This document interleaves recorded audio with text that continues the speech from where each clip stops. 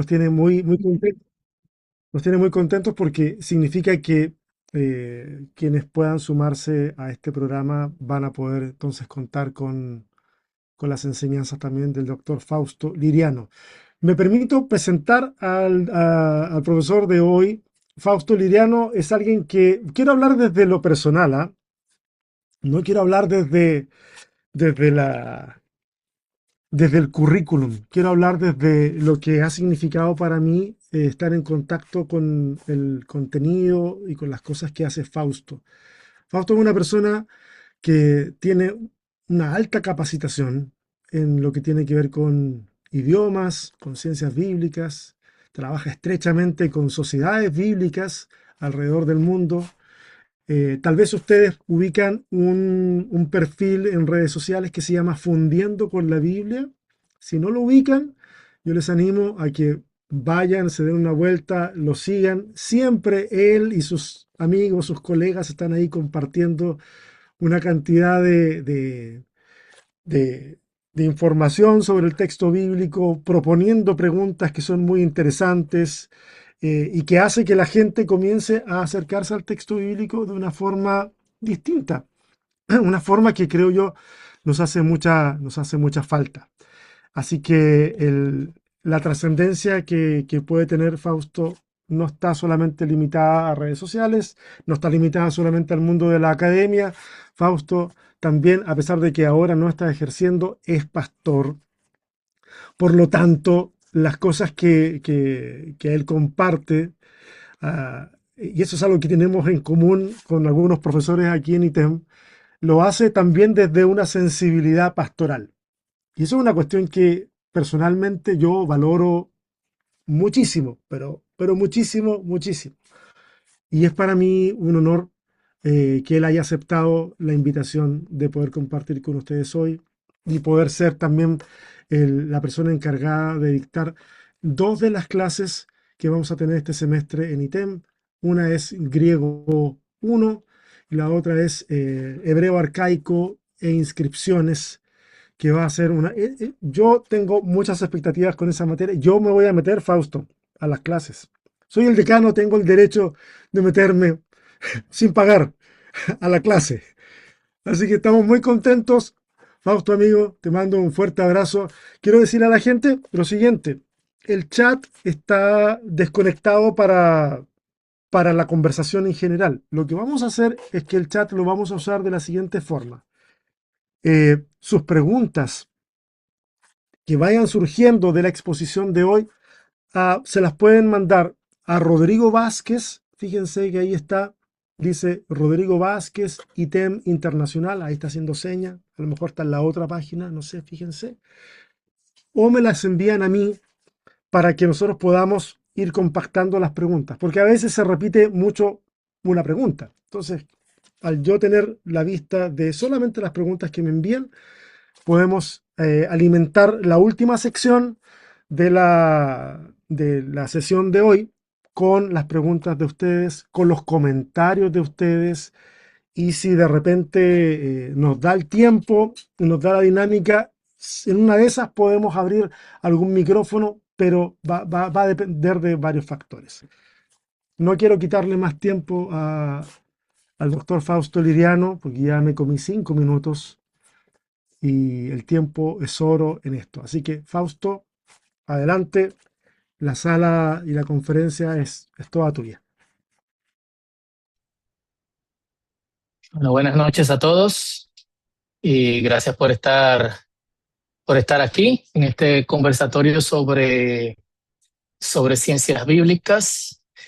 Eh, Creo que no hay nada más que agregar. Gracias por presentarme como amigo, César. Es mucho menos abrumante cuando te ponen por delante el currículo, las expectativas suben.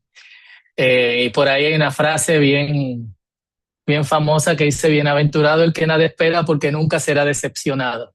Entonces, espero que no esperen nada. No sé si ven mi pantalla. ¿La ven? ¿Sí? ¿Cambia? ¿Sí? Sí, Héctor. Perfecto.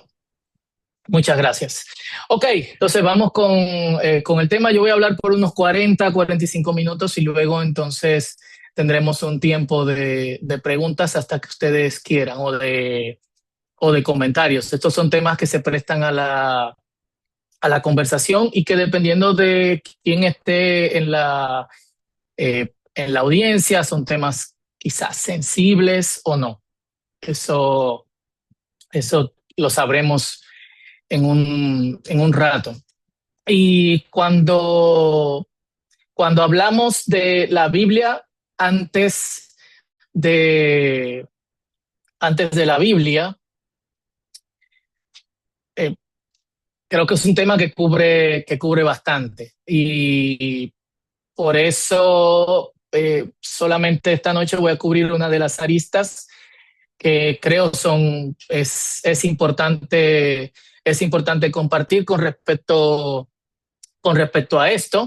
Y porque podría abordarse desde distintos enfoques, por ejemplo, el enfoque de la oralidad, con lo que usualmente trabajo con sociedades bíblicas unidas. Ya durante los últimos 6 años he estado trabajando con traducción oral de, de la Biblia y eso me ha permitido explorar un poquito lo que tiene que ver con las etapas de oralidad, tanto en la formación del Antiguo Testamento como en la formación del Nuevo Testamento, que son las etapas primarias de ambas secciones de la Biblia. Pero quisiera hoy, en el tiempo breve que tenemos y en lo que el tiempo nos permite abordar, ver un poquito más que oralidad y dejar una semillita ahí en cada uno de ustedes para que sigan explorando esto de la Biblia antes de la Biblia y pensar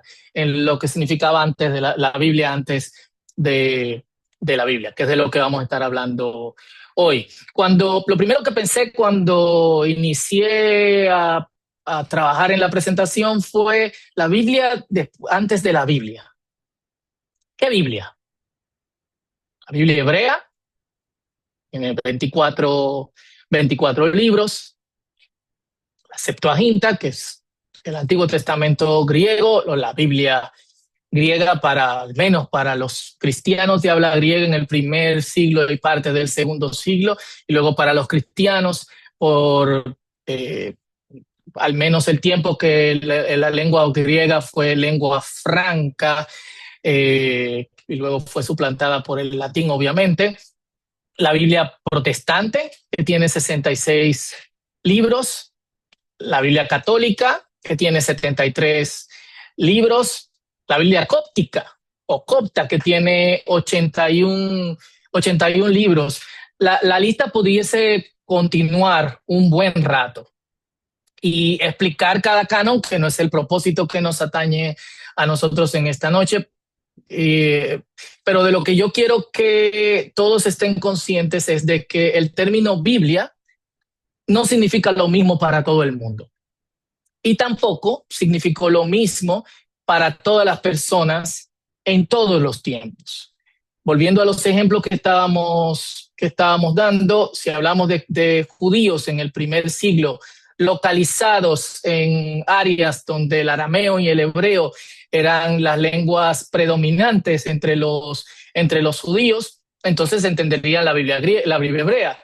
Pero si hablamos de judíos en el mundo helénico y de cristianos en el segundo y primer siglo, hablaríamos de la Septuaginta o del Antiguo Testamento griego. Si hablamos de los judíos mucho antes del exilio, probablemente solo el Pentateuco. Pero, para no complicarnos mucho, para los fines de esta presentación, cuando hablemos de la Biblia, al menos que se indique lo contrario, pues vamos a interceptar otros cánones en el camino al hablar de distintas etapas que anticiparon a la Biblia siendo la Biblia. Cuando nos refiramos a la Biblia en esta presentación, será al canon protestante.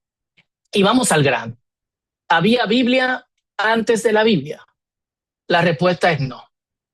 Terminamos, así que oremos y luego pasamos al tiempo de preguntas. Biblia viene del griego ta Biblia, que se parece mucho en español, en otras lenguas sería Bible, como en inglés, y significa los libros en plural, y reúne los escritos más importantes del judaísmo y del cristianismo en un solo tomo. Los tomos más antiguos que tenemos de la Biblia, por lo menos de la Biblia completa, aunque no llegaron a nosotros completos, es el Códice Sinaítico, que está datado en el siglo IV, en algún punto entre el año 330 y el año 360. El Códice Vaticano, también datado entre el año 300 y 350, también datado en el siglo IV. Tienen el Antiguo y el Nuevo Testamento, o el Primer Testamento y el Nuevo Testamento, incluyendo algunos, no todos, de los libros canónicos. Este es el Códice Vaticano. Si ven en su pantalla, está la lista completa de los libros que tienen. Si hacemos un acercamiento a los libros del Antiguo Testamento, del Primer Testamento, se van a dar cuenta del orden que tiene, y que también incluye algunos de esos libros que dentro del canon protestante no están incluidos a partir del siglo XX, porque sí estuvieron incluidos en el canon protestante hasta mediados del siglo XIX. Así que verán Baruch, Lamentaciones, la Epístola de Jeremías, y verán también que termina en el libro de Daniel. Si vamos al Nuevo Testamento, tenemos los Evangelios, los Hechos de los Apóstoles, y más o menos el orden que nosotros tenemos en nuestras Biblias en el día de hoy. Cuando pasamos al Códice Sinaítico, que empieza en esta parte, en este fragmento que solamente tiene Génesis 21-26 a Génesis 22-17, pueden entrar a la página, la voy a copiar en el chat, tanto del Códice Vaticano como del Códice Sinaítico, y explorarlo. La página del Códice Sinaítico está más completa porque tiene la transliteración del griego, y también tiene traducción disponible de algunas secciones de la Biblia. Pero si miran a la lista del Antiguo Testamento o del Primer Testamento, falta Éxodo, parte de las secciones que faltan de Génesis. Levítico también no está completo, pero si se dan cuenta, después de Jueces está Primera de Crónicas solamente, y hay otro duplicado desde Primera de Crónicas, y 2 de Esdras, que sería el Esdras griego. No es el mismo Esdras que nosotros tenemos del texto masorético traducidos en nuestras Biblias protestantes. Y termina en el libro de Job.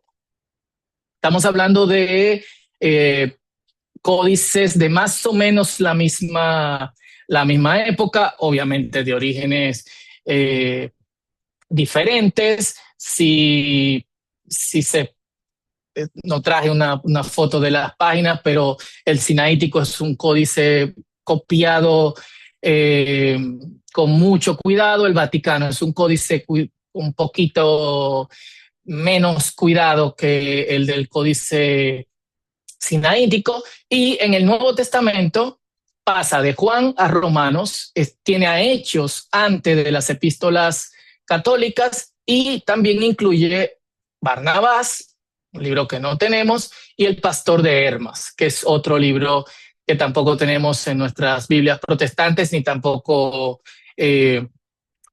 católicas. Desde ya nosotros podemos ver que hay cierta confirmación de algo que llamamos canon fluido. No necesariamente con respecto a la cantidad de libros que se incluyen, sino también al orden que tiene cada libro. Este orden, no tenemos el tiempo de explicarlo en esta noche, este orden tiene un propósito teológico. Señala a una idea teológica específica. Y obviamente había esa facilidad de cambiar el orden dependiendo de la comunidad que recibía o que tenía el texto. Y no solamente pasa con el orden de los libros, pasa también con el orden interno de un libro. Hay diferencias entre el Jeremías del texto masorético y también el Jeremías del texto de la Biblia griega, del Antiguo Testamento griego, el antiguo griego como algunos le dicen, donde Jeremías ha sido organizado de forma cronológica.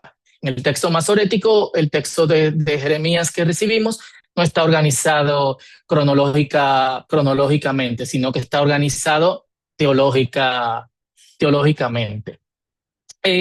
Los judíos aceptaron el formato del códice mucho más tarde que los cristianos para los libros sagrados. Y empiezo con el formato del códice porque el formato del códice es lo que a nosotros nos va a permitir tener todos los tomos de la Biblia, todos los libros de esta colección en un solo tomo, algo que era imposible antes. Esta es una imagen generada por inteligencia, inteligencia artificial. Hay mucho más rollos de lo que debería haber, pero más o menos esto representa la carga que tendría solamente el Antiguo Testamento en una carreta. Sería mucho más pesado, de hecho, y sería algo así. Los rollos no necesariamente tan organizadamente cubiertos, usualmente los entraban en bolsas o en vasijas. El códice facilita que tengamos no solamente todos los libros del Primer Testamento, sino también los libros del Nuevo Testamento en un tomo, que es pesado, pero es mucho más fácil de transportar. Los judíos por muchos años rechazaron el códice, el precursor del libro, usualmente preferían el rollo, hecho de pergamino, pero hacia la Edad Media, finales de la Edad Media, probablemente entre los años 700 y el año 1000, no tenemos mucha información entre el 500 y el 700, 800, o no tenemos manuscritos hebreos completos de esa época, pero luego al final al mediados de la época medieval aparece el Códice de Leningrado, que es prácticamente el Antiguo Testamento completo, y el Códice de Alepo. El Códice de Leningrado es el códice en el que están basadas nuestras Biblias hebreas. Como les dije antes, el códice, que es el precursor de lo que nosotros llamamos libro, facilitó el transporte, la distribución de las escrituras, de los libros, la Biblia, y no solo eso, facilitó también la inclusión de ellos en un solo tomo, algo que antes no era posible. Entonces tenemos que sacar en nuestra cabeza esta imagen que tenemos de todos los libros apareciendo al mismo tiempo. Usualmente cuando se habla de Biblia, de inspiración, y se trascienden los temas de infalibilidad, de inerrancia, y se habla de canon, es como si alguien tomara todos los libros de todos los lugares en donde hubieron autores inspirados por Dios y lo juntó al mismo tiempo, creando el canon. Fue algo mucho más orgánico, fue algo mucho más, fue un evento paulatino. Por eso no hablamos de un evento puntual de inspiración, sino que hablamos de diferentes eventos de inspiración. Así que la verdad es que por mucho tiempo, aun cuando un grupo de escritos se consideraban sagrados, era muy difícil tenerlos todos en una misma colección o en un mismo lugar. Pero no nos adelantemos. Y porque me gustaría que meditemos y pensemos en esto en un rato, y creo que es un buen momento para que hablemos de crítica de medios. ¿Qué tiene que ver la crítica de medios con el texto bíblico?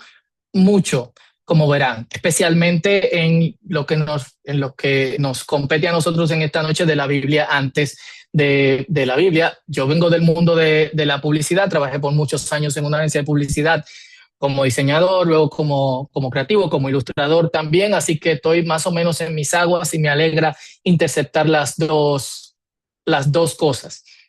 La crítica de medios, crítica por estudio, igual que crítica textual, es el estudio de los textos, estudia y analiza cómo el mensaje es influenciado o no por los medios a través de los cuales se transmite. Entonces, la crítica de medios es un estudio, cómo tal o cual medio influencia el mensaje, cómo es percibido, cómo es tomado y también cómo es recibido. Dentro de la crítica de medios se estudian, primero, propiedades mediáticas. Cuando digo mediáticas me refiero a de medios.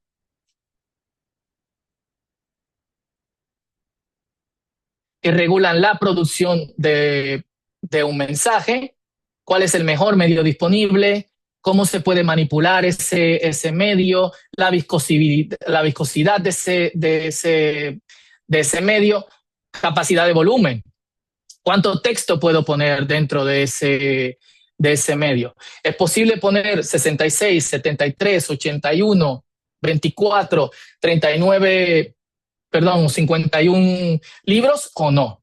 Y también transportabilidad. Luego, propiedades mediáticas que regulan el formato de los mensajes. Capacidad multimediática. Este es el medio más conveniente para este texto. Cuando hablo de texto me refiero no solamente al texto escrito, sino texto oral, texto actuado, texto gestuado, como pasa con la lengua de señas, cocinado, cosido o diseñado, construido. ¿Cuál es la capacidad intertextual? Esto es cómo puede haber intercambio dentro de los textos, dentro de ese mismo texto. El acceso lineal y no lineal y capacidad de retroalimentación. Luego, propiedades que regulan la distribución del mensaje. ¿Cuánto dura el medio? Comparemos, por ejemplo, papiros con pergaminos. El pergamino está hecho de piel animal.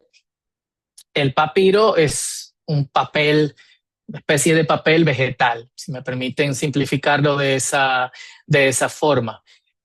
El pergamino es un medio o un material mucho más noble que el papiro. Y es una de las razones por las cuales mucho del texto que nosotros tenemos del Nuevo Testamento que prefería como, como material mediático el papiro se ha dañado o se ha perdido. No así las cosas que se escribieron o el texto que se escribió en pergamino. Es asequible económicamente. ¿Cuánto me va a costar? Cuando pasamos de rollo al códex, el códice, el precio baja. Pero cuando pasamos del códice a papel, el precio baja mucho más. Cuando tenemos muchas opciones de papel, desde opciones caras y artesanales a opciones fabricadas en masa y mucho más baratas, el precio de una Biblia puede pasar o el precio de cualquier texto puede pasar de $20,000 a 5, 10, 20 o 50 $50. Va a ser bien recibido y en este sentido, para las comunidades de fe, el medio importa. Y vamos a hablar un poquito de eso en adelante. Censura, puede ser copiado y puede ser guardado y que no se deteriore. Finalmente, las propiedades mediáticas que regulan la recepción del mensaje. Accesibilidad, puede ser vendido, distribuido fácilmente. Calidad estética, esto es, siento que tengo una relación yo no sé si a ustedes les pasa, pero para mí comprar un libro es todo un evento por el asunto de la portada, del tipo de papel, si tiene relieve. Este tipo de cosas también se analizan dentro de la crítica de medios. Y distanciación. Esto es, habrá una parte de la población que no preferirá ese medio. En este sentido, les puedo hablar de la traducción oral de la Biblia. Muchas personas entienden que porque es oral, no es Biblia. Aun cuando nosotros tenemos la capacidad de almacenar información en algo tan pequeño como esto, información, de hecho, mucho más información que lo que tenemos en un códex o en 20 códex. No es lo mismo que yo te diga, aquí están todos los libros de la Biblia, o aquí está toda la Biblia, a que yo te diga, aquí está toda la Biblia. Entonces, obviamente, al cambiar de medio, ¿qué distancia va a tener la gente o no con ese medio? Hoy en traducción bíblica nosotros hablamos de multimodalidad. La Biblia en un códice o libro, la Biblia oral, la Biblia en medios electrónicos, la Biblia en medios auditivos, y poco a poco nos vamos abriendo a la realidad de que el texto escrito es una etapa de la transmisión de la palabra de la palabra de Dios, que probablemente deba ser superada en algún punto, porque hoy tenemos medios mucho más efectivos.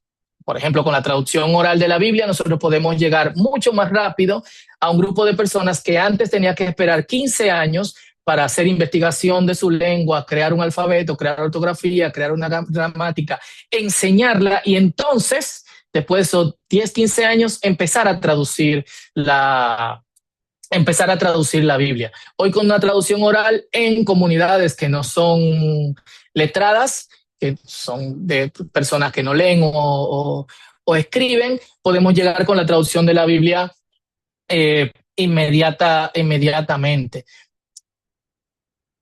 Para los siglos 2 al 1 y los primeros siglos de nuestra era, el papiro y el rollo democratizaron un poco la publicación de textos. Pero ¿cuál es la evolución de los medios en la antigüedad? Oralidad, el texto o la palabra de Dios, la primera etapa de transmisión era oral. Dios hablaba con alguien, esa persona la transmitía a otros, a una comunidad que la preservaba a través de los ancianos o a través de personas que eran discípulos de quien la transmitió en primer lugar, que tenían otros discípulos que la transmitían, que tenían otros discípulos que la transmitían a la comunidad, hasta que se volvía parte de la cultura comunitaria. Eh, la oralidad tiene la carga de que la portada y el libro es la persona que lo transmite. Entonces hay una relación entre quien transmite el texto y el texto, que pasa mucho en culturas orales, incluso el día de hoy, o culturas que vienen de ser predominantemente orales. Si un traductor de la Biblia no tiene testimonio, como llamamos dentro de algunos contextos cristianos en Latinoamérica, la gente no va a recibir bien ese texto. Pasaba lo mismo con oralidad. Así que durante mucho tiempo no existía la tecnología de la escritura y el texto se transmitía oralmente. Aparece la escritura y entonces se empieza a escribir en piedras, en estelas, en paredes. Luego se hacen tablillas cuneiformes, usualmente de barro a veces cocido, y se preservaba el texto escrito en este tipo de material. Vasijas, este pedazo de vasija en particular tiene una carta, y dentro de esa carta hace referencia a un texto bíblico. Esto es lo que nosotros llamamos glosas. En algunos lugares, la primera traducción de la Biblia fue a través de glosas. Eso es, en otro texto que hacía referencia a la Biblia. Yo acabo de llegar de Filipinas y visité por primera vez, a pesar de que tengo 5 o 6 años viajando a este país, un poquito más, Y la primera traducción bíblica a una de las lenguas filipinas está dentro de un libro de doctrina cristiana. Tiene el Padre Nuestro, tiene una que otra mención de los evangelios. En algunos casos se recopilan glosas para completar el texto bíblico que se transmitía en este tipo de medios. Pergaminos hechos de piel animal, papiro hecho de una caña anfibia, acuática, y estos eran los materiales principales, como le dije, que permitieron la transmisión del texto eh, al principio. Tomando en cuenta eso, nótese que, o quiero hacerles notar, que la evolución, formación y recepción de los textos sagrados de judíos y cristianos siguen este mismo trayecto mediático. En el caso del Antiguo Testamento, en sus etapas de formación tenemos primero una etapa oral. Eh, Abraham no escribió. Jacob, no sabemos si escribió, y si escribió probablemente no escribió cosas de su vida. O José, u otro de los personajes bíblicos. La primera mención que se hace de escritura en el texto bíblico es en Éxodo capítulo 14, cuando Dios le dice a Moisés que escriba estas cosas que él está transmitiendo. Aún así, estos primeros escritos que vienen de una palabra de Dios, o de una orden de Dios, o de alguien que siente que fue inspirado con Dios, compartían la etapa oral con una etapa de escritura parcial. Y tenemos dos etapas de cánones en la formación de la Biblia hebrea. Un canon 1, que probablemente era solamente el texto de lo que nosotros conocemos como Pentateuco o la Torá, que es el texto principal del judaísmo, y un canon 2 que se cierra muchos siglos después del exilio, probablemente también en dos o tres etapas, en donde entran los libros proféticos y también entran los libros poéticos.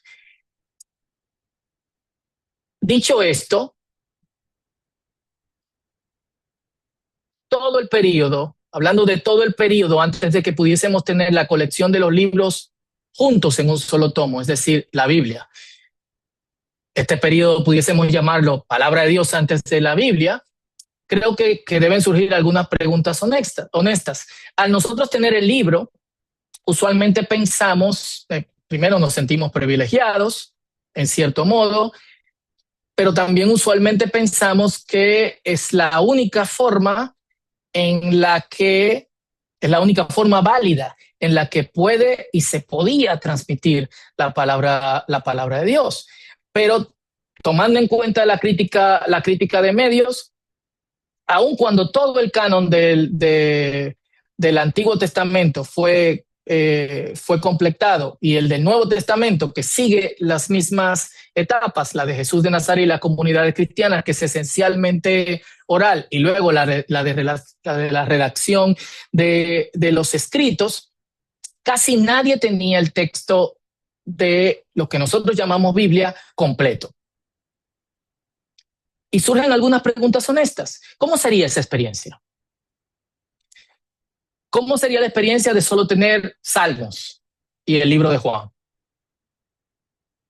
O de solamente tener primera y segunda epístola de los Corintios y Apocalipsis.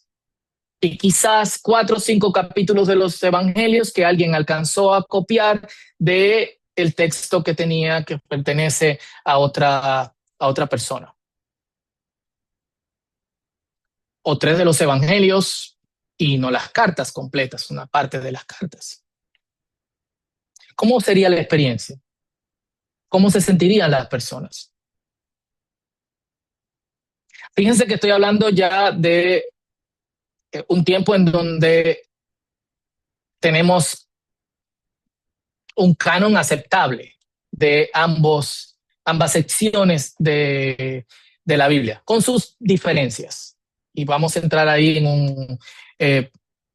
un momento.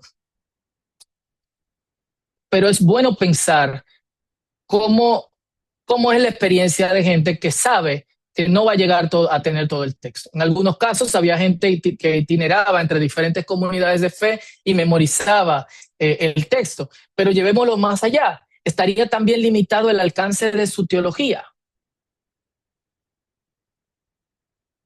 Esas son buenas preguntas que por el tiempo no podemos responder hoy, pero que tenemos que hacernos. Nos sentimos privilegiados de tener la Biblia, pero ¿cómo era antes de tener la Biblia? ¿Cómo era tener palabra de Dios aun cuando estaba completa para ciertos estándares, aún con el canon fluido, pero podemos hablar de compleción? ¿Cómo era eso? Solamente tener una parte, solamente escuchar secciones y no escuchar la sección, una sección completa del texto bíblico. Y surgen dos términos importantes en este punto: canon y estandarización. Canon, que significa medida, y es la palabra que se toma eh, para definir el hecho de que tenemos o recibimos todos los libros que consideramos inspirados y sagrados. Tiene un peso en cierto modo teológico. Y estandarización. Esto es, estos textos han pasado de ser orales, y con la oralidad existen diversas versiones, quizás no muchas, pero probablemente dos o tres, pero también han sido copiados a mano y los manuscritos tienen variantes. ¿Cómo estandarizamos el texto de modo que todos leamos lo mismo? Entonces, estos son conversaciones, estas son dos conversaciones importantes, que una se dio hace tiempo, aunque seguimos hablando de ella, por lo menos tratando de meditar en ella en un sentido, o de pensar en ella en un sentido histórico, para ver cómo pasó, porque no tenemos un registro de eso. Y estandarización, algo que sucede hasta el día de hoy, incluso dentro de la traducción bíblica, y voy a eso en un rato. Hay tres usos que se le dan a la palabra canon dentro de los estudios bíblicos. Primero, la lista de libros que comprende las escrituras, la forma final, también llamada forma canónica de un libro, y desde la comunidad es el grupo cerrado de libros que comprende la Santa Biblia. Como vieron, diferentes comunidades cristianas, y la lista es mucho más larga que solamente 5 o 6 comunidades cristianas y judías. El grupo cerrado de libros entre estas comunidades difiere.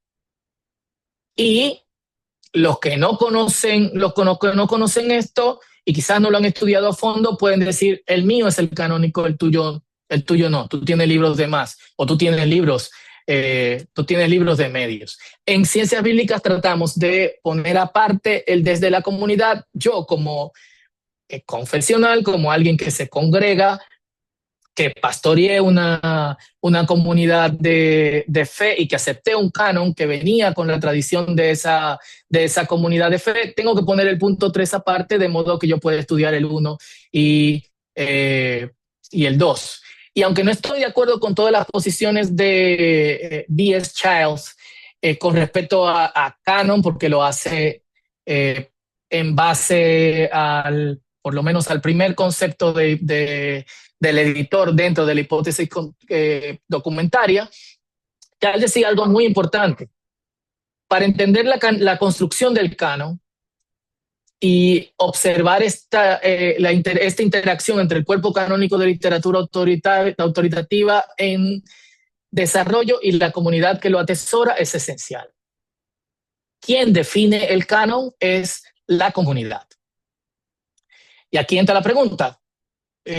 Y la mano de Dios, y yo creo que también la mano de Dios participó, pero son las diferentes comunidades que dicen: este es el orden que nosotros queremos de los libros, y estos son los libros que nosotros vamos a recibir. Lo que se ve en nuestros manuscritos, que serían parte de la Biblia antes de la Biblia, manuscritos de toda la Biblia, como ustedes vieron, o de grandes secciones, como de libros individuales, refleja las preferencias de comunidades particulares. Esta semana hablaba con un amigo que trabajó en los dos textos críticos del Nuevo Testamento. Uno acaba de salir, que es el de las Sociedades Bíblicas 6, es el número 6 del texto crítico que se usa en griego para traducción, y el NA 29, Alan 29, que sale en este año, en noviembre. Trabajó con estos como parte del equipo de estos textos, como revisor también y como consultor para lo que los traductores necesitarían de estos textos, y también ha trabajado extensivamente con todos los manuscritos disponibles del libro de Hebreos. Y él me decía: Fausto, yo me he dado cuenta que nosotros nos hemos lanzado a la búsqueda de cuál era el texto original, pero cada congregación que tenía estos manuscritos, que los poseía y que los anotaba, entendían que lo que recibía era palabra de Dios, lo que nos lleva a hacernos preguntas como: ¿por qué la perícopa de la mujer adúltera, que está en Juan 7:53 hasta Juan 8:11, no está en el Códice Sinaítico? Si vemos el Códice Sinaítico, lo pueden buscar en el enlace, se lo voy a poner más adelante, y buscan Juan 8:1. Juan 8:1 no está, pero sí está en el Códice de Beza, que es más o menos de la misma época. ¿Por qué en el Códice de Beza aparece donde lo tenemos en nuestras Biblias? Es decir, 7:53, inmediatamente después del capítulo 7, pero en otros códices aparece al final. Porque hay códices de la misma época manuscritos y papiros de la misma época, o ligeramente más tempranos, más antiguos que el Códice de Beza o que el Códice Sinaítico, pero lo tienen como si fuera un comentario al margen. Obedece a lo que la comunidad que recibía ese texto entendía que era el texto inspirado. ¿Por qué Cantar de los Cantares está en la Biblia hebrea y no Macabeos? Te dirían: bueno, es que Macabeos es un libro griego, apócrifo. Bueno, tiene una importancia histórica para los judíos.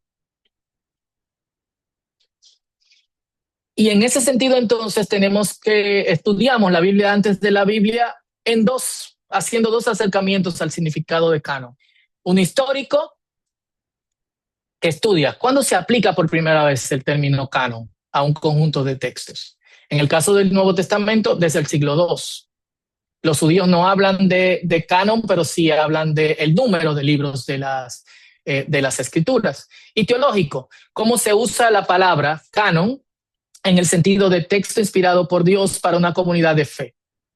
Que esto traspasa lo histórico, pero incluye lo histórico. En el caso de la Biblia hebrea, el canon como nosotros lo conocemos ya estaba cerrado para la época de Jesús. Hay disputas al respecto. Yo soy de la posición de que para final del siglo I antes de Cristo ya se sabía y se conocía cuáles eran estos 22 o 24 libros de la Biblia hebrea. Obviamente ahí no solo un judaísmo, sino varios judaísmos.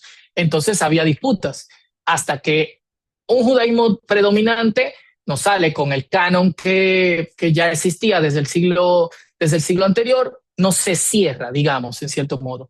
En el caso de los cristianos, se heredó un cuerpo literario del judaísmo y, en imitación al canon hebreo, luchó por un tiempo para definir ese canon, o su propio canon, como escritura.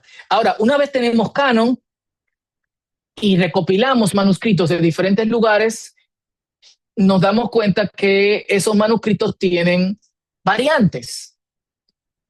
Son pocas, pero las hay, como las que la mencioné. ¿Qué pasa con la perícopa de la mujer adúltera? ¿O qué pasa con otros versículos bíblicos? ¿Qué pasa con el orden del libro del libro de Jeremías? Y es donde entonces aparece lo que llamamos estandarización. Este texto necesita ser estandarizado. En el caso del Antiguo Testamento, los masoretas de Masora o de tradición o de lo que se pasa o de lo que se transmite, inician con la estandarización del texto hebreo. Y el trabajo de ellos consistió en agregar acentos del texto al texto consonántico. El hebreo se escribe solamente con consonantes y ellos agregaron acentos, agregaron vocales de acuerdo a la pronunciación del hebreo que ellos hablaban, hebreo tiberiano, como se le conoce al día de hoy, de modo que un texto que que está escrito en un lenguaje mayormente litúrgico, aunque el hebreo nunca se dejó de hablar, pueda fijarse en significado para las generaciones posteriores. Agregan también elementos paratextuales y agregan lo que se llama masora. Por ejemplo, en este caso en particular, esto es lo que se llama masora parva.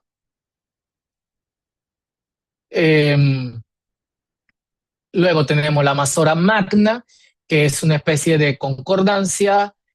Nos dice en cuántos versículos contienen ciertas palabras, en cuántos versículos aparece o en cuántos pasajes aparece es una variante en particular, cuando una variante es un error de un escriba y así sucesivamente, e introducen elementos como el ketif queré. Ketif queré es, ketif está escrito, queré es, pero se lee. Esto es muy interesante, los masoretas no interfieren con el texto que han recibido, sino que lo anotan, y en el caso de que la lectura, el ketif, lo que está escrito, haya sido identificado históricamente como una inserción o un error de un escriba, entonces ellos incluyen cómo debe leerse. Esto no solamente incluye los errores de los escribas o las variantes que fueron insertadas por los escribas, sino también que incluye eufemismos. Por ejemplo, el nombre de Dios, que no debe ser pronunciado, se escribe así, pero debe leerse Hashem o Adonai o Elohim, dependiendo de la tradición. Un caso famoso es el caso de 1 Samuel 6, 4, que está escrito hemorroides, aflei, pero debe leerse tejorei o tumores. Por eso ustedes van a ver que en algunas Biblias se traduce como hemorroides. Yo siempre pensé, ¿y cómo tú haces una estatua de un hemorroide? ¿Cómo tú haces una figura de un hemorroide? Bueno, y en otras tumores, que tienen más sentido, son bolitas. En el caso del Nuevo Testamento, y bueno, para terminar con los masoretas, dentro del texto que nosotros tenemos crítico al día de hoy, es una edición diplomática, esto es, el texto hebreo está íntegro, es el del Códice de Leningrado, pero tenemos la masora parva, la masora magna, y tenemos el aparato crítico. El aparato crítico nos dice las diferencias que hay entre este manuscrito del Códice de Leningrado y otros manuscritos que incluyen la Septuaginta, que incluyen el Pentateuco samaritano, etc. En el caso del texto del Nuevo Testamento, aunque hubo intentos de estandarización tempranos, el intento mayor de estandarización se hace ya después de la invención de la imprenta con Erasmo de Rotterdam, en algo que luego va a ser llamado texto recibido. Erasmo no lo llamó de esa forma, sino que se le llama así en otras ediciones hechas por otras personas inspirados en el trabajo de Erasmo. En el de Erasmo particularmente, que lo llamó Novum Instrumentum Omne. Hay 5 ediciones, la primera fue el 1 de marzo del año 1516. Tiene el récord del libro peor editado de toda la historia, si ven en el punto 4, porque lo publicó de manera apresurada, quería imprimirlo antes de la Políglota Complutense, que es su mejor trabajo en cuanto al texto griego. Y tenía una base textual pobre. 2 manuscritos de una biblioteca monástica, un manuscrito de Apocalipsis, 3 o 4 manuscritos que usó para comparar.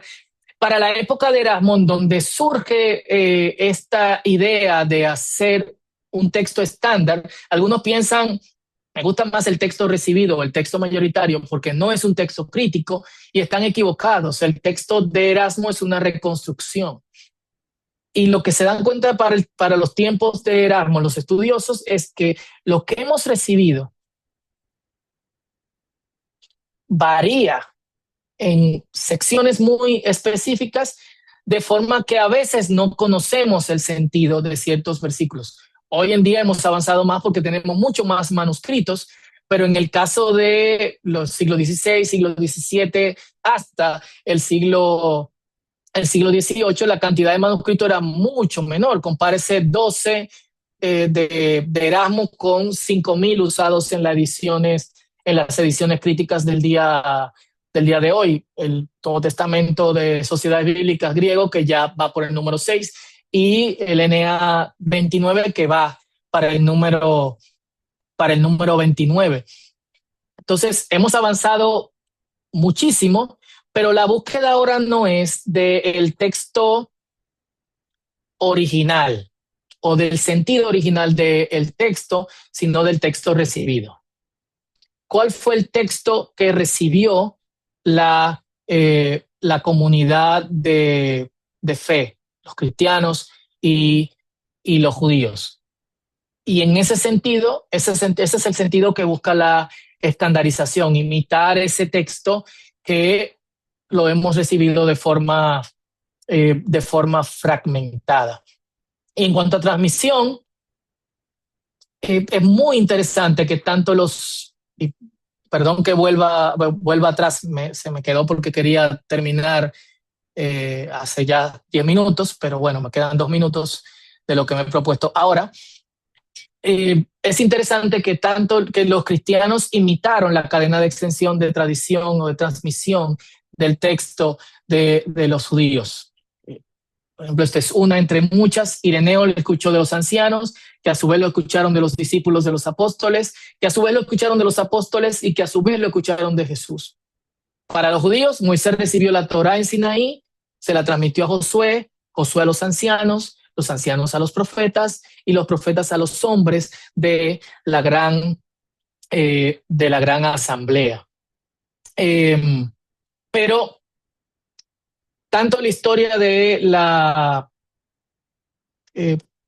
transmisión, formación, canonización del Primer Testamento o Antiguo Testamento y del Nuevo Testamento nos presentan este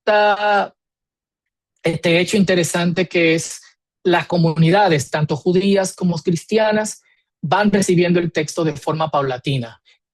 No hay, y lo repetiré en mis conclusiones, un solo evento de inspiración. No hay un solo evento de recopilación y cerramos el canon.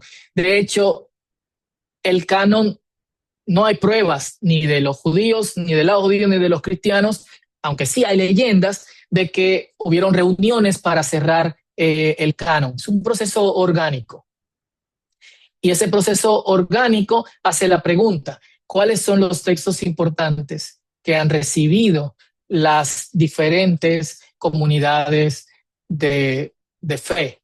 Estos textos importantes forman la palabra de Dios, la Biblia, antes de la Biblia. En conclusión, la historia de la Biblia es caótica.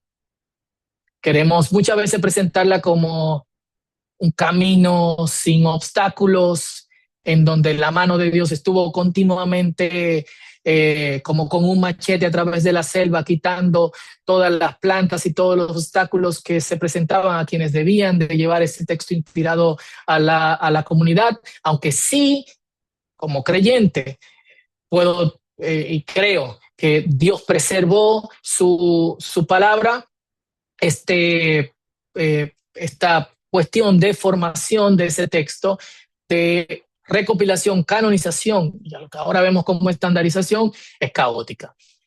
Tenemos diferentes eventos de inspiración, lo repito nuevamente, y por ende la cantidad de libros aceptados pasa de menos a más en el tiempo. Eh, Como dije anteriormente o al principio, para los cristianos en el inicio era o la Biblia hebrea o la Septuaginta. Y luego, ¿cuáles son nuestros libros? ¿Qué representa? ¿Qué libros vienen a representar o pasan a representar el cristianismo? Las comunidades juegan un papel importante en canonizar, sumamente importante que la crítica textual haya pasado de buscar el texto original a buscar el texto recibido, y como creyentes el texto recibido es suficiente. Eh, y es todo lo que puedo decir en una hora. Los invito a las clases que estaremos dando de hebreo arcaico e inscripciones. Vamos a ver diferentes inscripciones de hebreo arcaico, hebreo clásico, hebreo bíblico. Va a formar parte de las prácticas en cada una de las clases, lo que nos va a dar a nosotros o a los que participemos dentro de la clase un sentido mucho más amplio de la Biblia antes de la Biblia, pero también de la información que tenemos de esta lengua fascinante que es el hebreo. Y para los que quieren hacer una buena exégesis del Nuevo Testamento, el griego es esencial. Así que espero verlos algunos de ustedes en estas clases. Bendiciones, cierro y pasamos al tiempo de preguntas. Muchas gracias, Fausto. Muchas gracias por esta clase magistral. Eh, Tú vas a dejar de compartir, ¿cierto? Bueno, espera. Antes. Ahí, tomen nota de la presencia que tiene Fausto difundiendo con la Biblia en Instagram. No se van a arrepentir de poder seguir su perfil. Así que tomen nota de eso. Ahora podemos salir a pantalla completa. Tengo algunas preguntas que han llegado por acá, pero si ustedes tienen más preguntas, vamos a tener un ratito para poder abordar algunas de ellas. Yo tengo algunas que me llegaron por otro lado y otras que me llegaron por el chat. Entonces, eh, ¿disparo, Fausto? ¿Disparo? Dispare, Vamos a dispare a disparar. matar. Disparo, vamos a matar. No, mira, hay preguntas, hay algunas que son bastante básicas. Cuando digo, perdón, hay gente que tiene un mal concepto de lo que es lo básico y piensa que lo básico es es como lo fácil o y no, lo básico es lo que, en este caso, es lo que está en la base y sobre lo cual se construye otra cosa. Entonces, aprender cosas básicas no es aprender cosas simples, sino cosas importantes sobre las que se construye encima. Hay una pregunta que es bien interesante que dice, ¿qué es un códice? Bien, gracias por hacer la pregunta. Aunque le expliqué, yo sé que a veces uno no explica muy bien las cosas o va en carrera y no se perciben bien. Un códice es un libro. Entonces, el códice es la primera versión de lo que nosotros llamamos libro. Antes se usaban rollos y tengo un rollo de la Torá. La gente cree que los rollos se abrían así, pero realmente los rollos se abrían así. Es un rollo de los primeros 5 libros del Antiguo Testamento. Pero el rollo no solamente era difícil de transportar, digamos que yo tengo que buscar en Deuteronomio capítulo 32. Ah, Tengo no, que no, lanzarlo y por eso se leían en orden, en lo que se llama parashat. Se leen todavía al día de hoy. Dentro de los judaísmos, las sinagogas prefieren para la Torá rollos y para el resto del Tanaj, es decir, para el resto de la Biblia hebrea, prefieren el códice. El códice es una tecnología que aparece en el siglo primero, en donde en vez de poner las páginas, el rollo está formado de páginas de pergamino que se pegan una tras otra. Entonces, lo que hacían con el códice era que estas páginas se doblaban en una o en dos, dándote 4 páginas que luego se cortaban y se pegaban con otras páginas, facilitando que tengamos más rollos o el contenido del texto de más rollos dentro de un solo tomo. Los primeros textos de la Biblia completa, tanto del Antiguo Testamento como del Nuevo Testamento, son códices, Gracias, Fausto. lo que tenemos a Tengo, mano. tengo otra pregunta, otras preguntas por acá y animo a la gente que si tiene preguntas las haga. Tengo una que me llegó por WhatsApp. Dice, ¿a qué se refiere segunda de Timoteo cuando habla de toda la escritura? ¿A qué escritura se refiere? Obviamente a la escritura que ellos tenían en ese momento. Eh, no existía lo que nosotros llamamos Nuevo Testamento, y estoy sumamente seguro de que Pablo tampoco sabía que estaba escribiendo algo que iba a ser leído por cristianos 2000 años después, o a través de 2000 años o más. Entonces, en ese momento en particular, él se refiere a las escrituras que tiene, que son los Moisés o la Torá, los escritos y los profetas. Los escritos sería lo que nosotros tenemos como libros históricos y los libros poéticos. Los profetas incluyen libros que nosotros llamamos históricos, como Josué, como Jueces, pero también libros que nosotros llamamos proféticos. Obviamente, al nosotros también asumir como canónicas, como cristianos, que somos cristianos aquí, otras escrituras, el versículo aplica también a esas escrituras. Siguen llegando las preguntas. Bien. Dice, yo le sugeriría, alguien levantó la mano, yo le sugeriría que ponga la pregunta, la dirija directamente o a Rodrigo o a mi persona, porque probablemente no alcancemos a dar la palabra para hablar.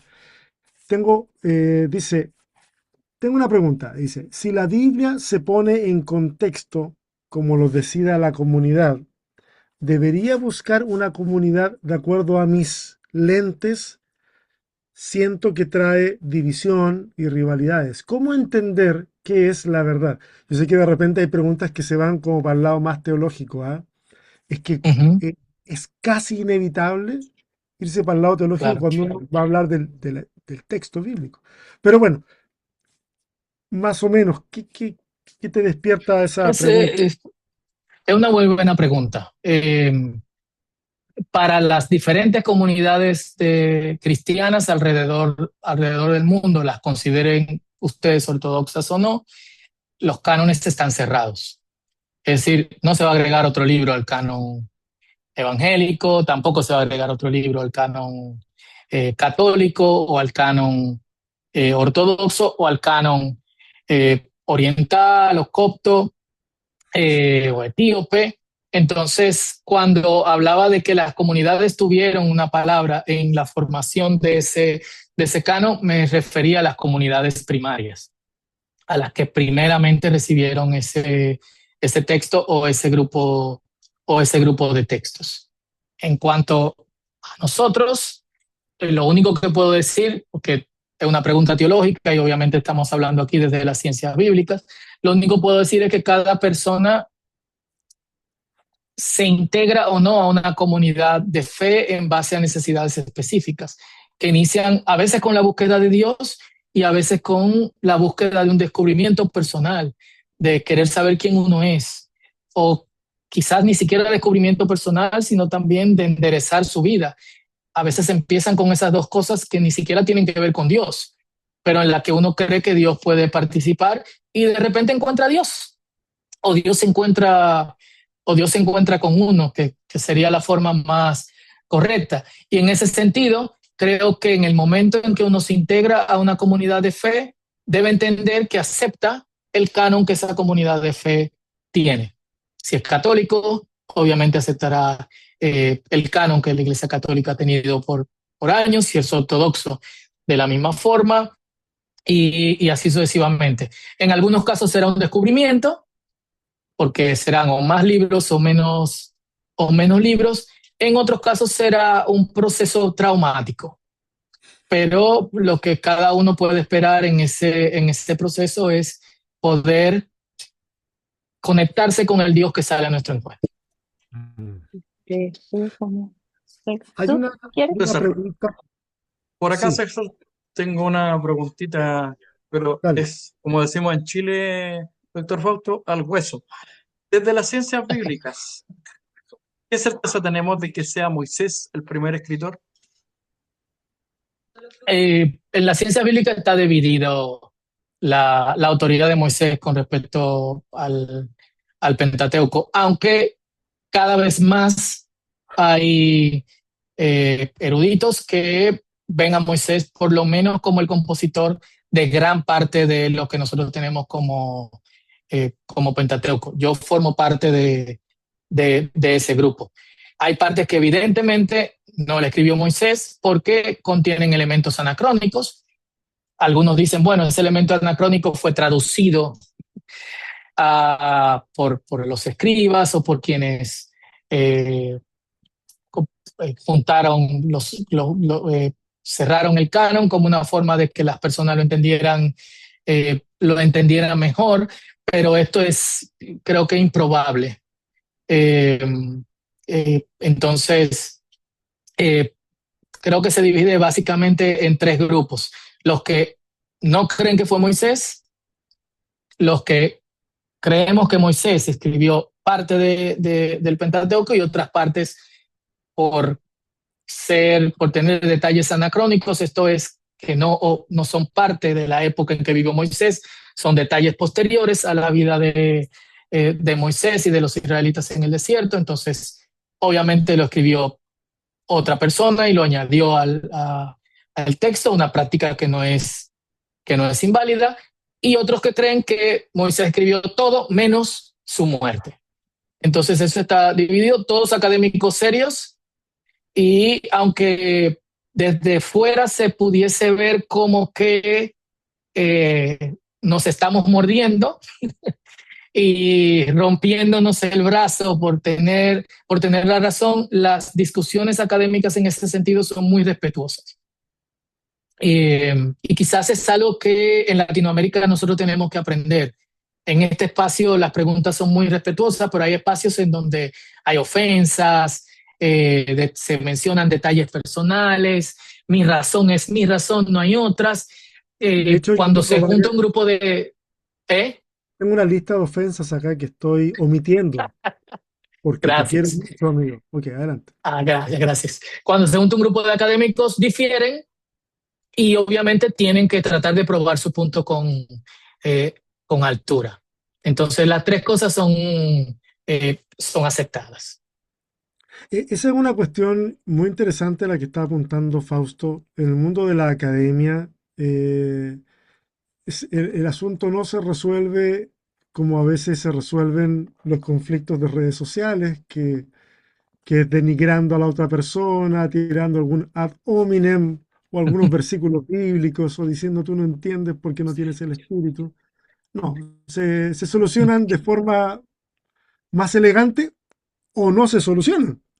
Y queda la discusión en el aire y dicen, la siguiente ocasión conversaremos más y hay respeto mutuo. Rodrigo, ¿tienes otra? Tengo otra. Ok. ¿Qué opina de lo que se dice de la Biblia en cuanto a su inerrancia, inspiración infalible y toda la suficiencia de la palabra de Dios? Yo prefiero no responder esa pregunta por tener una carga teológica. Quisiera mantener este espacio dentro de los límites de las ciencias bíblicas. Y perdón. Perfecto, Porque vamos con el obviamente resto, César. estaría dando mi interpretación personal del asunto y obviamente no Vamos con cabe el resto, dentro de... doctor. No hay problema, no hay problema. Vamos con otra. ¿Cuál es la relevancia del estudio del hebreo para las nuevas generaciones? Mira, yo creo que el estudio del hebreo es relevante no solamente para las nuevas generaciones, sino también para las viejas generaciones. Hoy en día tenemos tantos recursos para estudiar, no solo hebreo, sino arameo, y que el cuerpo lexical es de hecho mínimo, muy muy pocas palabras, y con un poco conocimiento de hebreo uno le entra, como decimos en República Dominicana. El griego, que es un poquito más difícil por cuestiones gramaticales. Y yo creo que todo aquel que toma en serio su estudio de las escrituras debería estudiar lenguas bíblicas. Al menos, al menos hasta un punto intermedio, en donde te permitas ir un poquito más allá de de lo instrumental. Y hoy tenemos tantos recursos que no hay excusas. Muchas veces recursos gratuitos. Acabo de compartir en Twitter un recurso de unos amigos que tienen una cuenta que se llama Aleph con Beth, en donde suben ya las clases de hebreo dadas en un salón de clase. Te proveen gratuito el material. No a todas las personas le funciona eso, a muchos no funciona más el salón de clases, pero sirve para quienes tienen ese espíritu autodidacta y que le gusta más la educación informal. Es un buen material. Yo no creo que se llegue a una buena exégesis de la Biblia sin conocer las lenguas bíblicas. Siempre vas a depender de una persona que conozca la lengua bíblica y de su interpretación, o sea, de su exégesis. Entonces creo que es sumamente importante, hebreo, griego, arameo y hasta latín. En cierto modo, un par de años de dedicación te van a dar las herramientas necesarias para esto y no te vas a arrepentir. Para mí como pastor, el cambio fue del cielo a la tierra, incluso en mi predicación dominical. Evitando, a partir de mi conocimiento de las lenguas bíblicas, evité en el 98% de las ocasiones decir en el hebreo o en el griego dice, pero sí me sumergí en la búsqueda de el significado del texto de modo que sea aplicado para la comunidad. No en complicarle la vida, sino en facilitársela, porque se abrió todo un mundo delante de mí. Entonces, si hay tiempo, no hay excusas, y si no hay tiempo, se puede hacer el tiempo. Obviamente hay personas que tienen limitaciones, pero quienes no la tienen hay que darle y sería lo más responsable de hacer. Hay una preguntita que tengo acá, dice tiempo atrás, y creo que hiciste referencia a este evento sin mencionarlo, pero dice, tiempo atrás se hablaba sobre Yamnia como el gran momento de definición de la Biblia hebrea. Ahora ya muchos creen que no fue de tal la importancia del mismo como único momento de definición. ¿Qué investigaciones cambiaron la forma de ver Yamnia? Mira, uno de los problemas que nosotros tenemos en Latinoamérica, que espero que que los superemos, es algo de en lo que estamos trabajando en fundiendo con la Biblia, que luego se transformará en un centro de investigación y proveerá materiales un poquito más actualizados. Es que las ciencias bíblicas van a la velocidad de la luz y van tan rápido que nosotros tenemos alrededor de 20 años de atraso en el material que hay disponible en español. Entonces, hace años que el tema Yamnia se soltó. Casi no se habla incluso de hipótesis documentaria, que es un tema que se habla continuamente aquí en Latinoamérica. Muy buenos materiales en esa dirección están en inglés, de Edited Bible, de Van Seters. Lo puse en el chat, es uno de esos materiales, y hay algunos compañeros eh, españoles que lamentablemente lo han escrito en inglés, que tienen materiales disponibles en línea, y puedo pasarlos si le dejan el email a César y a Rodrigo. Luego puedo hacer una recopilación de estos materiales y compartirlos. La idea de Jamnia se dejó hace unos 13, 14 años en en la mayoría, digamos que en el sector más amplio de los estudios bíblicos, eh, y hoy se descarta. Sí, como mencioné dentro de mi ponencia, dentro de las diferentes sectas judías, la secta que ganó o sobrevivió las diferentes rebeliones y los embates, y que finalmente se amigó con el imperio y pudo poner su escuela de vuelta en Palestina, fueron los fariseos. Y los fariseos tenían relación con el texto que obviamente nosotros recibimos de forma más contundente que los saduceos u otras sectas. Y por eso los judíos también reciben la Mishnah o la Torah oral, que era casi de uso exclusivo de los fariseos. Digo casi porque pecaría de decir que era de uso exclusivo del uso exclusivo de ellos. Y la razón por la cual nosotros encontramos dentro del texto del Nuevo Testamento reflejos de ese canon, que es parte por la cual muchos, incluyéndome a mí, creemos que el canon se cerró mucho antes, es porque la mayor parte de los cristianos judíos tendían hacia los fariseos, aunque nos sorprenda. Había mucha influencia farisea, que podemos ver rastros de esto en Hechos, cuando se menciona constantemente la ley, la Torah oral. Pedro, por ejemplo, entrando a la casa de Cornelio, que dice, hablen rápido, estoy parafraseando, porque ustedes saben que la ley dice que un judío no puede entrar a la casa de un gentil. ¿Cuál ley? Porque el Pentateuco no lo dice. Obviamente se está refiriendo a la ley oral, que era una influencia, que influenciaba más a los fariseos, lo que Jesús llama la tradición de los padres. Entonces, por ahí pasaré algunas cosas con César si le dejan su email sobre Hamia. Rodrigo, ¿tú tienes preguntas? Sí, Yo tengo la cuatro. última. Mira, Ya. entonces vamos a hacer así. Yo tengo 4 preguntas, tú tienes la última, o sea, haz la tuya y con eso ya yo creo que cubriríamos el tiempo, eh, para ya dejar en libertad de acción a Fausto y a todos ustedes que gentilmente se subieron a la transmisión de hoy. Rodrigo, Es un tanto mixta, doctor, con el tema teológico y ciencia, y lengua, mejor dicho. Dice, ¿debe la iglesia contemporánea intencionar los estudios bíblicos hoy considerando más el hebreo? La puedes refrasear porque parece que no la entendí. ¿Debe la iglesia actual, contemporánea, intencionar o sobredimensionar los estudios bíblicos dando más relevancia al hebreo? No, de ninguna manera.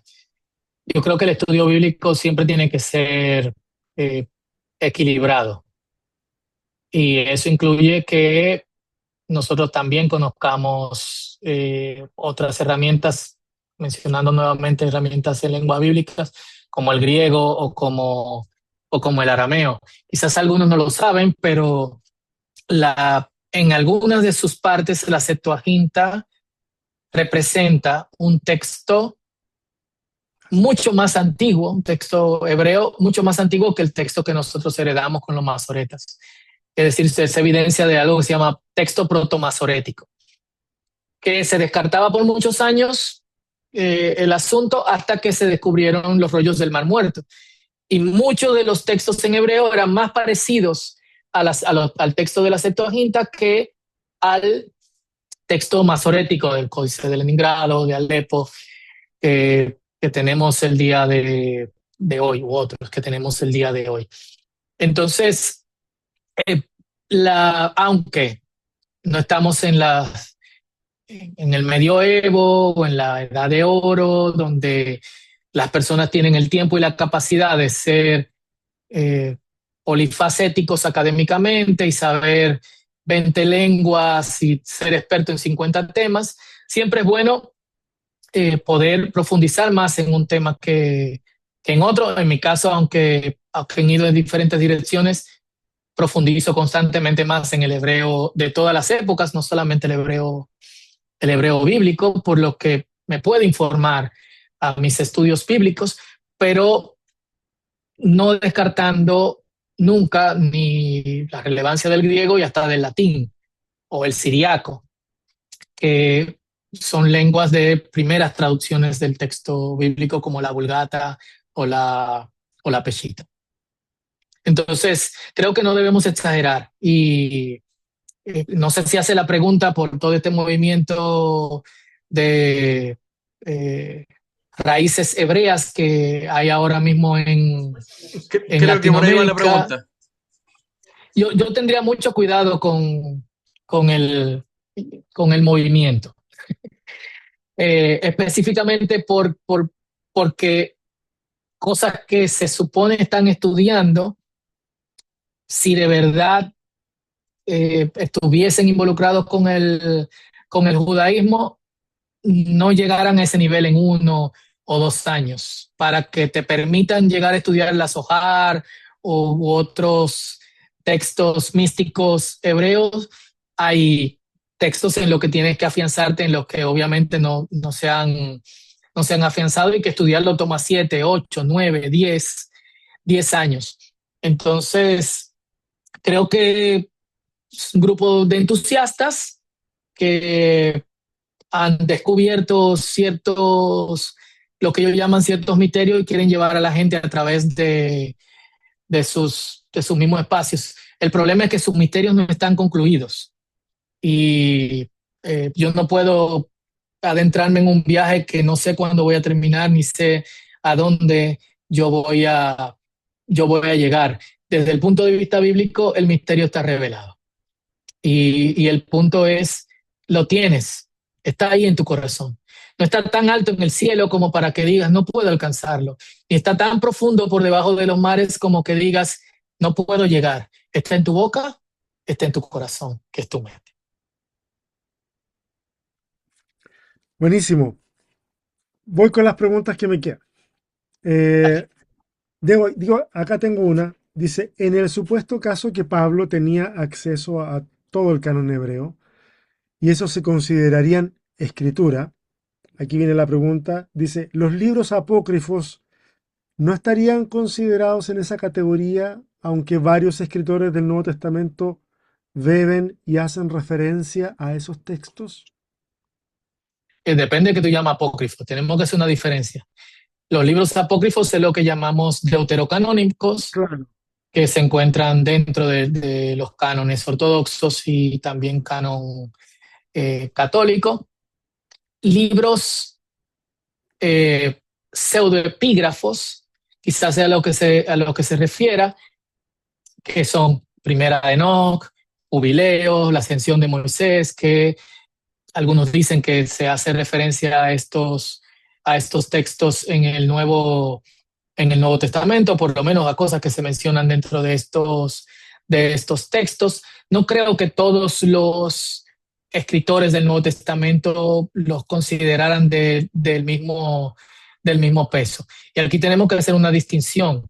Dentro de esos libros, tanto pseudoepígrafos como apócrifos, los que se llaman hoy deuterocanónicos, se dividían de los libros inspirados o de los libros considerados inspirados.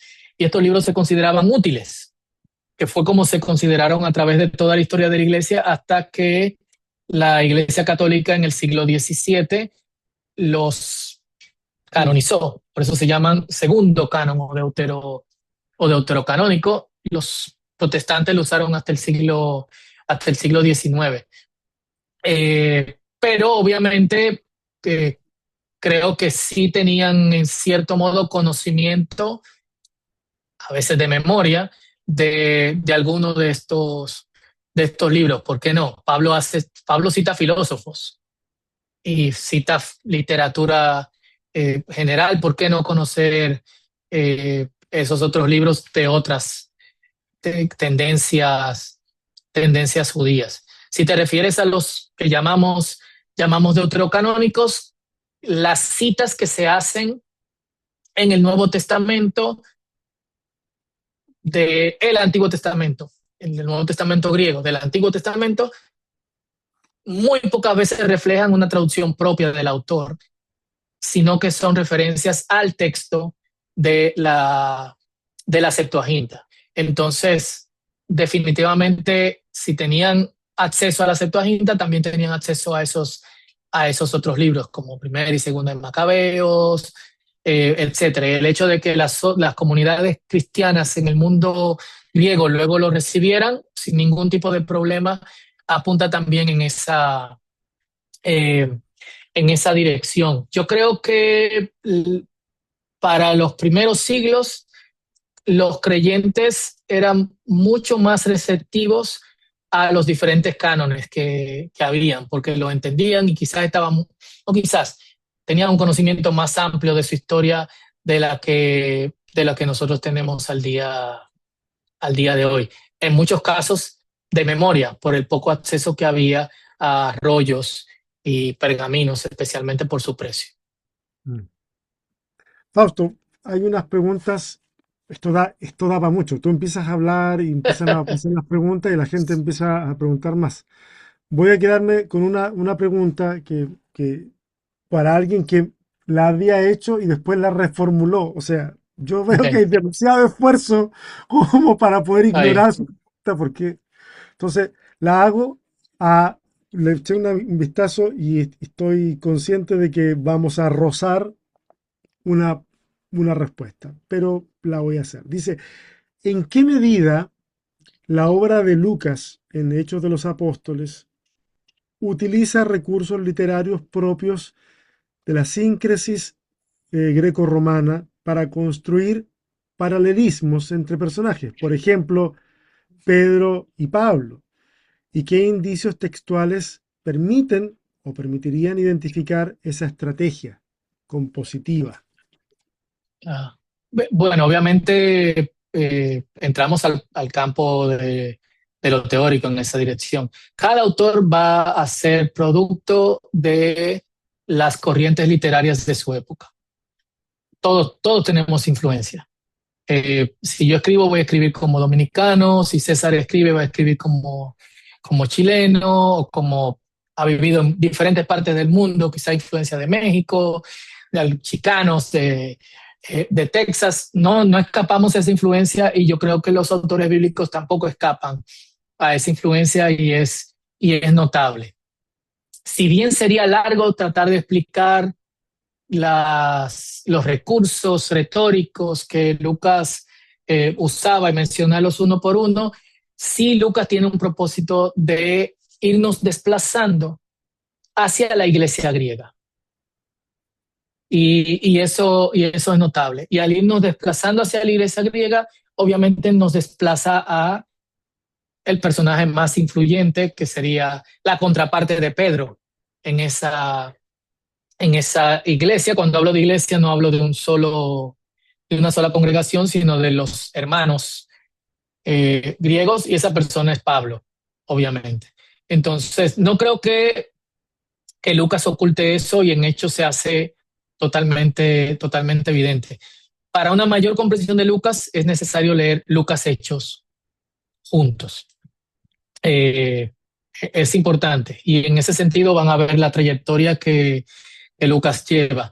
En Hechos debería de cambiarse el nombre de Hechos de los Apóstoles a Hechos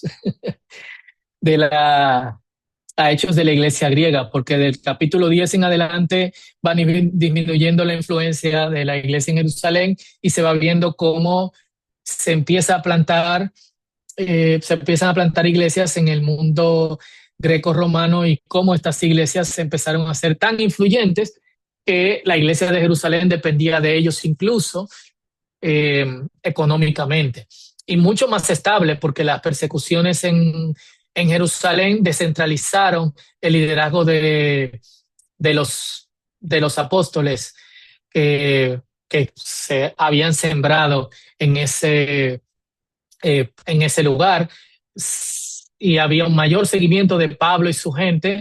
Una cuestión muy interesante, porque tenían un proceso organizado de plantación, de formación de nuevos discípulos y de seguimiento a estas iglesias que no conocemos, y que sería muy interesante que alguien desentierre un poco entre todos los documentos patrísticos y documentos tempranos que tenemos de la iglesia, desentierre un poco este proceso, porque creo que beneficiaría a la iglesia de hoy, sin ánimos de ser nostálgicos o de pensar que eso sería bueno, pero algo que veo valioso en esto es el plantador de iglesias, que no se siembra ahí ni impone su persona, sino que cede a otros, en algunos casos mucho más jóvenes, el liderazgo de estas iglesias. Entonces, sí, Lucas es un hijo de su época, es una persona educada. Algunos dudan que era médico, de hecho, pero sí nos está llevando a ese punto en donde Pablo pasa a ser la figura principal de la iglesia, porque para él, como judío griego, lo era. Te damos las muchas gracias, Fausto, por tu tiempo, por la preparación, por todo lo que nos has entregado el día de hoy, por la interacción. Te damos las muchas gracias. Quiero decirle a todas las personas que están conectadas hoy de que Fausto va a estar dictando 2 cursos en el semestre que iniciamos en abril en ITEM. Uno de ellos está vinculado al programa de licenciatura y diplomado en ciencias bíblicas, que es griego, y el otro es una materia que puede ser tomada sin necesidad de entrar al programa completo, que es hebreo arcaico e inscripciones. Así que si alguien tiene interés en recibir información de esto, ustedes recibieron un link a través de un correo, ustedes pueden responder a ese correo y nosotros nos vamos a estar poniendo en contacto con ustedes. De la misma forma, les vamos a hacer llegar la grabación de esta sesión y me preguntan por acá si vamos a tener acceso al PowerPoint, Fausto. Tú sabes ahí. Sí, ¿por qué no? Ok, entonces podemos también compartírselos, así que está completito eso. Lo otro, el día de ayer yo sé que muchos de ustedes intentaron sumarse a la clase con el profesor Ariel, tuvimos algunos inconvenientes, pero gracias a Dios el próximo lunes a las 10 de la noche vamos a tener la charla si Juan el Bautista era un profeta apocalíptico. La tendremos con el profesor Ariel Álvarez Valdés el próximo lunes 23 de marzo a las 10 de la noche. Ustedes están inscritos, van a recibir el link. Mañana yo voy a estar dictando una charla también a las 10 de la noche, hora de Chile, que también es una pregunta, ¿tenemos mitos en la Biblia hebrea? Y también va a estar muy interesante. Quiero pedirles un último favor antes de desconectarnos. Si ustedes pueden encender sus cámaras, sería ideal. Queremos tomar una foto y como esto está en 3 páginas acá en Zoom, entonces si va a sonreír, sonría un ratito más largo de lo que usualmente lo haría porque usted no sabe en qué página de Zoom está y Rodrigo va a sacar una fotografía a las 3 páginas. Una vez más, quiero decirles muchas gracias por sumarse. Yo sé que ayer muchos me escribieron y estuve conversando con algunos que no sé exactamente con quién aquí, pero gracias por estar hoy. Van a ser muy bienvenidos el día de mañana también. Y nada, a ver, Rodrigo, guíanos. ¿Tenemos que ponernos en algún perfil especial o así nomás? Derechito nomás. Derechito, sí. Derechito nomás. Sonriamos mientras sacan la Sonriamos foto. nomás. Un segundo. Tienes avisas. Listo por ese lado. Voy a la segunda página. Y nos vamos con la tercera. Estamos. Muchas gracias a todos. Ok. Un fuerte abrazo para todos y todas Un ustedes. abrazo a Muchas todos. gracias por sumarse. Gracias una vez más, Fausto. Te lo agradecemos de todo corazón y estamos orgullosos de tenerte como profesor en el programa de licenciatura y diplomado en ciencias bíblicas de ITEM. Un abrazo Gracias a ustedes y gracias por este espacio. Muchas gracias, Víctor. Adiós. para ti y A para todos todos. igual. Un abrazo. Estamos viendo. Gracias. Bye bye. Chao, chao. Muchas gracias, buenas noches. Buenas noches. Gracias, bendiciones, feliz noche. Buenas noches y